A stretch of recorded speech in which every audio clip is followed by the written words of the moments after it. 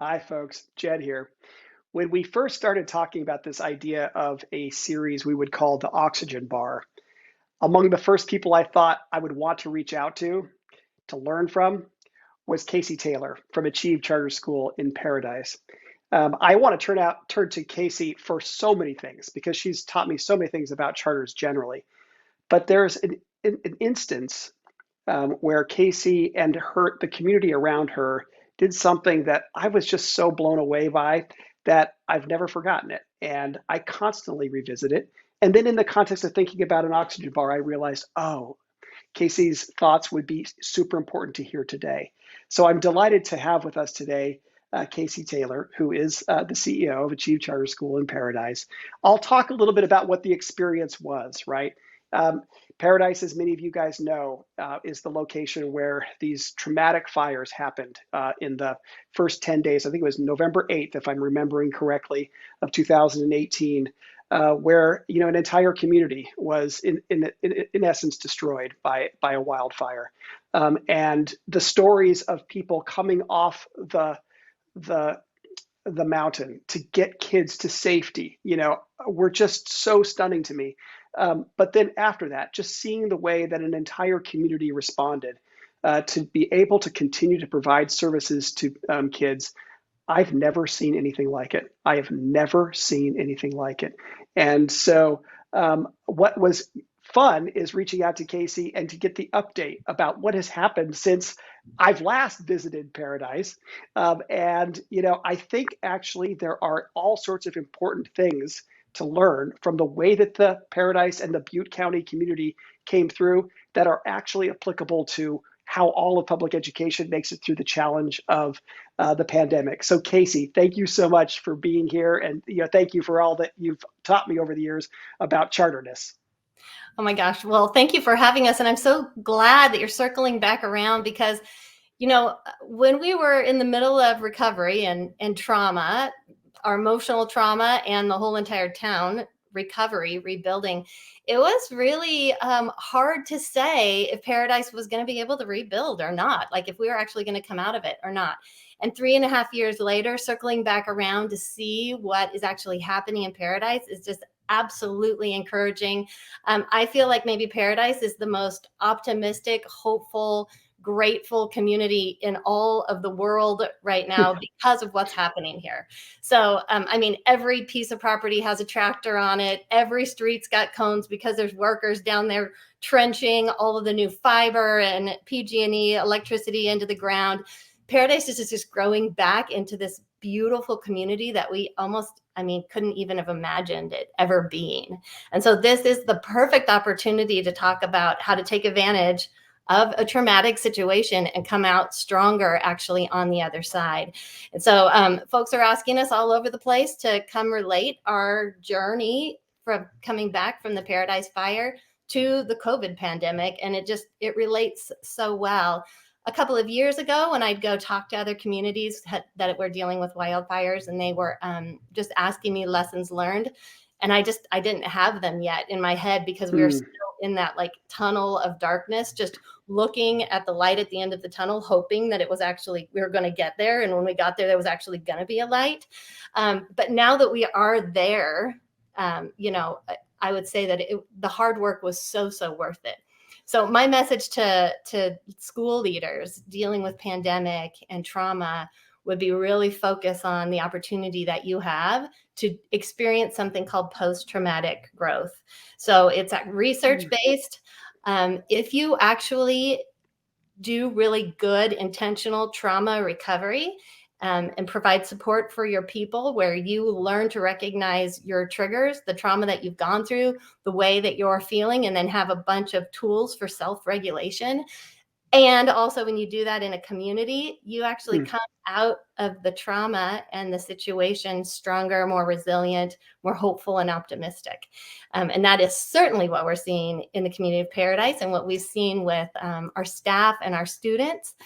I could go on and on about it forever, but I've also got two brilliant educators who are Oh, boots on terrific. the ground, making a great difference in our community too. I want to introduce Mary Cox. She's the executive director of CORE Butte Charter School.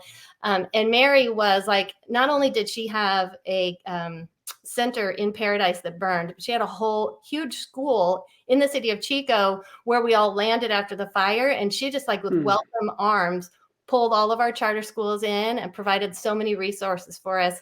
So Mary, if you had to share, like, what tips would you give folks for coming out of trauma? Well, I would say our number one thing that we accomplished here in Butte County was to turn a great struggle into great strength. We took this incredibly difficult situation, and because of our close relationships with each other, we were able to hold each other up through the time. I think of a story, when I pulled everybody into our center here in Chico, we had, I think, 6 charter schools worth of staff and students at our center, or worth of staff, I guess I should say. The students came later. But in the beginning, it was staff along with trauma counselors. And I remember at one time, a leader stepped out of her meeting with her staff and said, "What do I tell them?" And I just remember us as a team looking at each other and saying, okay, this is what I would say. This is what I would say. And really just holding each other up during a time, as Casey said, when sometimes you're in this tunnel of not being able to see beyond the moment and relying on people around you to actually help you in that moment, lead your team and your staff. So that's what I would say is probably the number one and highest quality thing, is those relationships and being able to trust and build each other as a team. So yes. I want to go ahead. No, keep going. I was going to say the other piece of that was huge for us is, they always say tragedy brings unity. You hear that heard multiple times. And what happened in the Butte County area and with Paradise is Paradise was never alone. Paradise didn't do it by themselves. Chico, Oroville, all of our local community, Butte County Behavioral Health, our sheriff's department, our county offices, we all rallied around Paradise and our students and our families in the community who were hurting, and provided so much opportunity. So everybody stepped up to serve meals, to house families. I don't think you could have asked anybody in Butte County who would have said they were not housing another family or feeding another family or volunteering at an event during that time. So it definitely brought us together as a team, and that's all founded in those high quality relationships. Totally. Speaking of that, I want to introduce the Achieve site leader principal, Steve Wright, who was the principal during the fire, still our site leader in our Chico school. We've moved back to Paradise, but we kept our school in Chico.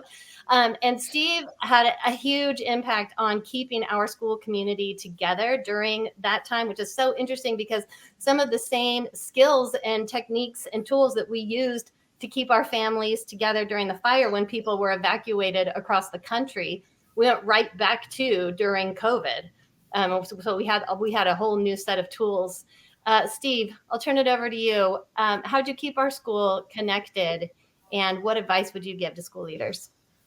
Well, just to tag on what Mary was saying, those relationships, like that's what it's all about. And there's so much research even about healing trauma through relationships. And I remember those days over at CORE Butte, Mary, and I was getting into that, right? So I was also, we lost our home in the fire, as did Casey. So I left from whatever house I was staying at that day. I don't remember because we bounced all around and came and you took care of us. And it did make a huge difference. And we were able to actually at one point take our staff into a little room over at your school. And that was the first time that we got to start like just gathering together. And as a school that just like, we really pride ourselves on relationships and having this family atmosphere, I guarantee every single staff would say we've never had as deep of relationships with students as we had that year after the fire. And then also these last 2 years dealing with COVID, because we had to employ all these same strategies. Like I remember when we were in March getting ready to magically go to distance learning in 2020, the staff was saying, what do we do? Like, what do we do on Monday? Like we're having our Friday staff meeting. We just said bye to the kids, and Monday they're not coming back on campus. And I said, I don't care what you do next week. Get a hold of every one of those kids. Like, it doesn't matter. We'll do math later. Right. And because of that, those connections were so deep. And then the connections just got stronger and stronger. The idea of post-traumatic growth is amazing. I had a student in my office this week. He's been at our school since January of this year. So brand new to Achieve. And I was talking to him and I said, what's this roadblocks? We're trying to make a plan because he's having some struggles. And he said, the thing that's stopping me is my PTSD. And I was like, man, I get it. I hear you. Have you ever heard of this? And I wrote down PTG, and he goes, what's that? And I said, post-traumatic growth. And he said, I want that. Like that fast. He's like, don't tell me. He was a 6th grader. He didn't say, what's post-traumatic growth? He's like, I want that. So yeah, those relationships are what healed everything. Yeah. Stephen, it's so striking to me. I mean, you talk about, we went into a COVID situation where the school had to improvise something over a weekend. Yeah. If I'm remembering right, you improvised keeping community meetings going immediately after the fire, right? The fires are on a Thursday. Yeah. And you literally had via Facebook community meetings after the fire on Monday. Is that correct? Yeah, and it was super interesting. So we start every day at Achieve with a morning assembly, and all of our students gather together, and it's about 10 or 15 minutes long. We talk about our virtue of the week, current events, we celebrate birthdays, and it's like the hub of community at our school. So Thursday, I drove off the mountain with kids in my car, just like you were saying, Jed. Like I did that. I had students in my truck. Friday, we were doing what Mary said earlier, like we were driving around Paradise. I was looking for a place for my family to stay on Friday, like not live in the coming weeks, like where to stay that night, right? So, and I stayed with another staff person at our school, like who lived in Chico. Monday morning or over the weekend, I was telling my wife, I said, I think I need to do a morning assembly. I don't know if I'd even done a Facebook Live before. I don't think so. And it was super traumatic. It was really emotional. I got on there and it took like everything I could to pull it together. By this point, I was down in Fresno at my brother's house. We found a little flag somewhere in his house because we do the Pledge of Allegiance as part of just that morning assembly every day. And that was like a little bit of routine that we could all just hold on to for a minute. And then I picked a virtue of the week. And it was something about coming together. And I don't remember exactly what the virtue was. And my nieces and nephews were sitting around the living room. My daughters were sitting around. My parents were there, who are also, homeless at this point because they had lost their house. And they all sat around the living room. They did the Pledge of Allegiance. I did a morning assembly for that group. And the thing is so many of our students and families ended up watching that throughout that day in the coming weeks. And I just did them every single day and started bringing on more teachers and everything. But the cool thing, like Mary was talking about with community, was so many other people started watching those too. And so for a brief period of time there, our morning assembly was a community morning assembly. It wasn't just an Achieve morning assembly. And then same thing right after COVID. I mean, there was no question in my mind. Now, by that point, I knew how to do it. And this is before we even all learned Zoom. I was just like, we'll just have a morning assembly on Monday. I don't know. The kids they're going to know to get on that. Like the parents knew that, send an email over the weekend. Like there was just no question at that point that we would continue that tradition through that time. So, I mean, super proud. Like I think, Casey, since 2005, probably November 9th is the only day we've ever not had a morning assembly. Probably. So, Casey, I was thinking about, what you were sharing with me at one point separately, which was that there were these times when you were sharing with people, oh, we're going to get through this. Oh, don't worry about it. But you had this kind of sense of doubt, actually, right? And now you have this moment of perspective where it's just completely different. And I'm just positing, what Stephen has just talked about is the importance of community, right? But the thing is that the Achieve community was so strong to begin with, right? That there was something really strong to lean on, to depend on, right? And in so many other public schools, unfortunately, that sense of community, that intimacy, that connectedness, right? It just isn't there, right? And if you're in a charter school organization or any educational organization going through a sense of trauma and you have that strong community pre-built, it seems to me like that should be something that should give people a greater sense of confidence they can come through this.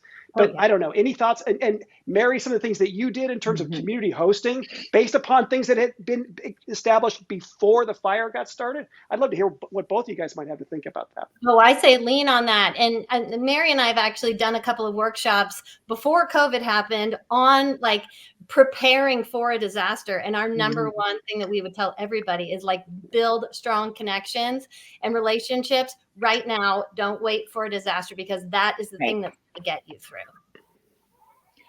And I would say, we were super lucky here in Butte County that we had already developed a very, very strong charter school leader network. And so for us, when that happened, we were actually already in such tight relationships and such really understanding of each other and who we were and what we needed, that we were able to step right in as a community, charter leaders who were impacted directly by the fire or those who were impacted secondarily. So absolutely build those relationships now for anything that happens in the future. And even through COVID, we've continued to lead weekly charter leader meetings locally in which we're supporting each other regularly on how to interact and impact, and bringing in county offices and local school districts and experts. So absolutely continue and focus on those relationships locally.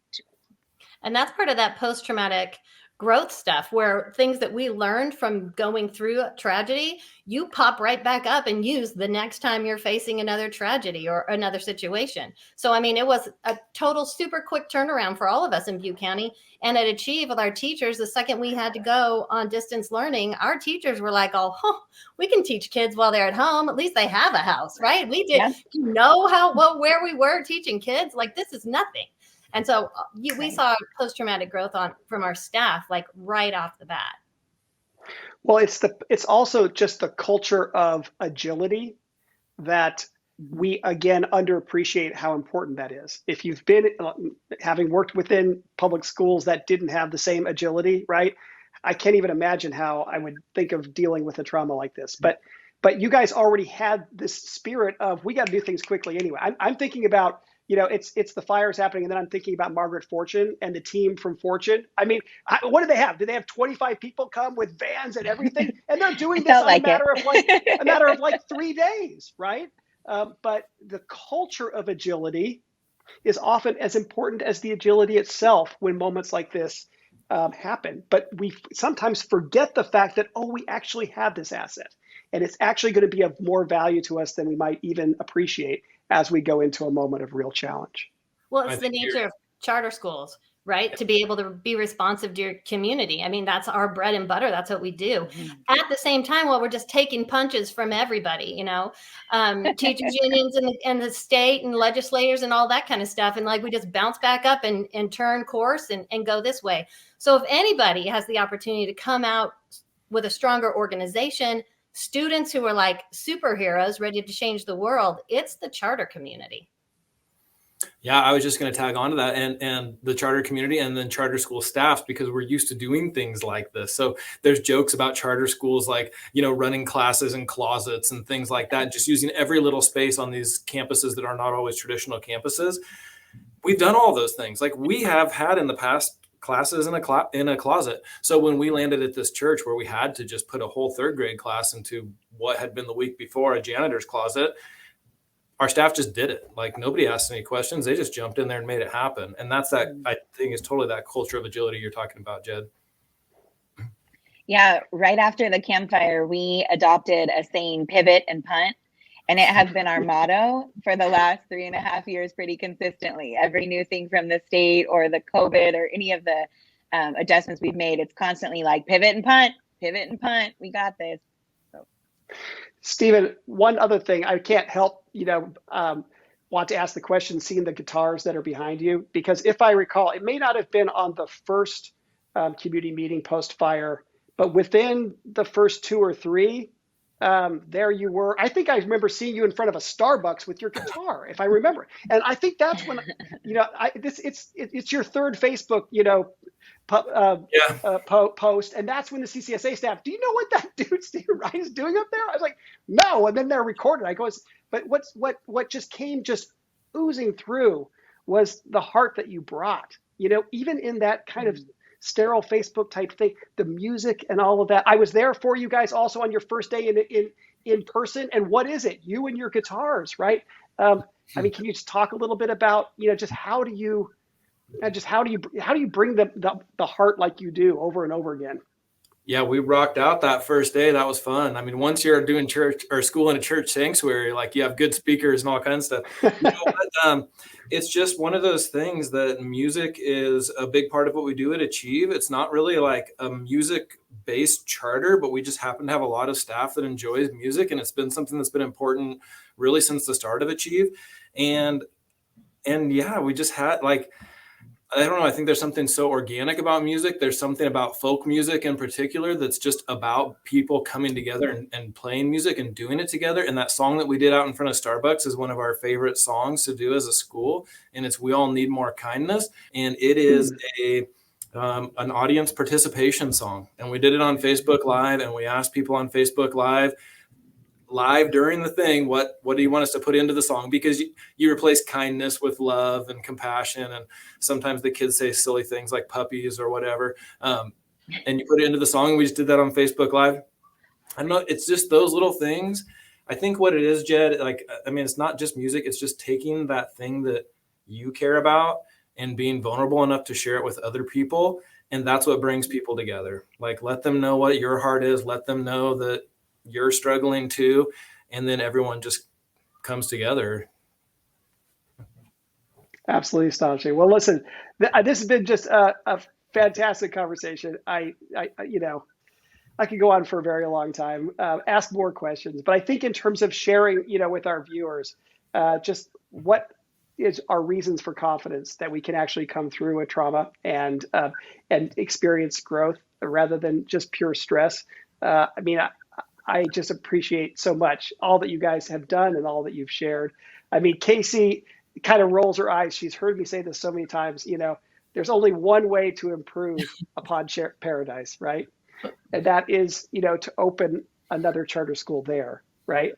But I think we found another way to improve upon Paradise, right? Yes, keep opening more charter schools there, but also tell the story of Paradise, right? Mm-hmm. Because in right now, the story of Paradise, there's the story of hope.